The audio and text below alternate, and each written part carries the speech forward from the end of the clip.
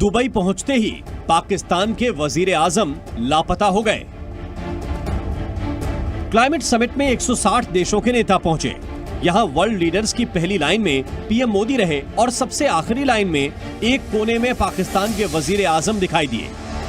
पाकिस्तान के कार्यवाहक प्रधानमंत्री अनवारुल हक काकर को एक मुस्लिम देश में हो रही वर्ल्ड लेवल की कॉन्फ्रेंस में किनारे लगा दिया गया, और इसकी वजह क्या है ये खुद पाकिस्तानियों से सुन लीजिए।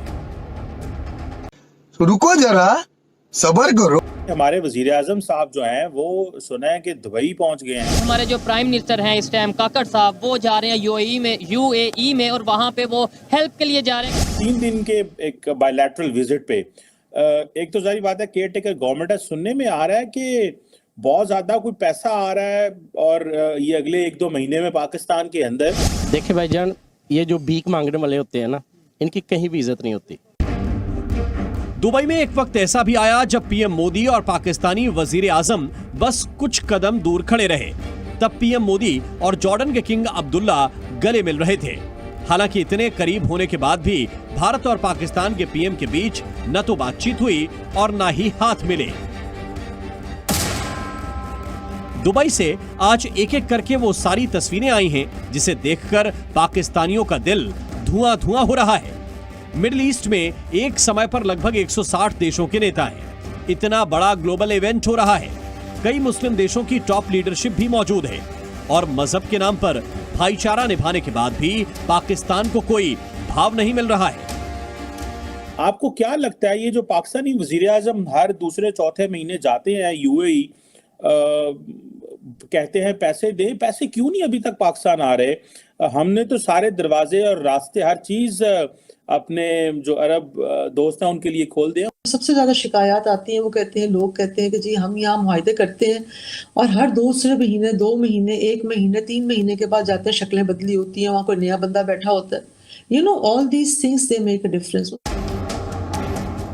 पाकिस्तानी सरकार और वहां की जनता के लिए क्लाइमेट समिट से दुख तकलीफ देने वाली तस्वीरों के सिवा और कुछ नहीं आ रहा है। दुबई में इवेंट हो रहा है। भारत के पीएम कभी ओपनिंग सेरेमनी में भाषण देते हैं तो कभी दुनिया के बड़े लीडर्स से मिलते दिखाई देते हैं। पाकिस्तानियों के लिए दुबई से ना तो कोई अच्छी खबर आई और ना ही पैसे मिलने का भरोसा देने वाली तस्वीर। देखिए भाईजान, ये जो भीख मांगने वाले होते हैं ना, इनकी कहीं भी इज्जत नहीं होती। और जब से हमने होश संभाला ना, कभी IMF के चक्कर में, तो कभी मेरा खुला पैगाम है, यानी कि मैं गुजारिश करना चाहता हूँ और आला ओहदेदारान जो हमारे मुल्क को लीड करने वाले लोग हैं, क्या कर रहे हैं ये लोग? अगर अपना बिजनेस करते हैं तो वो 1-2 साल में वो बढ़ के वो एक छोटा सा कारखाने फैक्ट्री नुमा हो जाता है, फैक्ट्री से वो कंपनी बन जाता है। क्या इतने ये बेहिस्से लोग हैं कि ये पाकिस्तान को चला ही नहीं पा रहे? पाकिस्तान का दिल जलाने वाली एक और तस्वीर कल रात को दुबई से आई है। जब पीएम मोदी का स्पेशल विमान दुबई पहुंचा तब उनको रिसीव करने के लिए दुबई के डिप्टी पीएम खुद हवाई अड्डे पर मौजूद थे। आज भी दुबई से पीएम मोदी और वर्ल्ड लीडर्स की ऐसी तस्वीरें आई हैं जिन्हें देखकर पाकिस्तानियों के सीने पर सांप लौट रहे होंगे। हालांकि दुबई में पाकिस्तान के वजीर आजम भी मौजूद हैं, पर दोनों देशों के नेताओं की दूसरे राष्ट्र प्रमुखों से हो रही मुलाकातों में जमीन आसमान जितना अंतर है। पाकिस्तान के नेताओं को मिडिल ईस्ट के देशों पर बड़ा घमंड था। उन्हें लगता था कि वो चाहे जितनी बार भी मुस्लिम देशों से पैसा मांगेंगे उन्हें मिल जाएगा।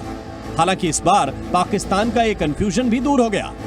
दुबई में पाकिस्तानी पीएम को पिछली लाइन में खड़ा किया गया और पाकिस्तानियों को लगता है कि अब मिडिल ईस्ट में उनके अच्छे दिन खत्म हो गए हैं। दुबई की पिक्चर देखकर पाकिस्तानियों की घबराहट बढ़ गई है। भारत ने इकोलॉजी और इकोनॉमी के उत्तम संतुलन का उदाहरण विश्व के सामने रखा है। भारत में विश्व की 17% आबादी होने के बावजूद ग्लोबल कार्बन एमिशंस में हमारी हिस्सेदारी ओनली 4% से भी कम है।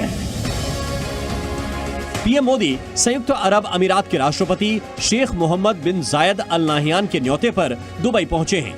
पीएम मोदी जब COP28 बैठक में शामिल होने दुबई एग्जीबिशन सेंटर पहुंचे तो खुद मोहम्मद बिन जायद ने उनका गर्मजोशी से स्वागत किया। दोनों नेताओं ने एक दूसरे को गले भी लगाया। इसके बाद संयुक्त राष्ट्र महासचिव एंटोनियो गुटेरेस से मिले और फोटो खिंचवाई।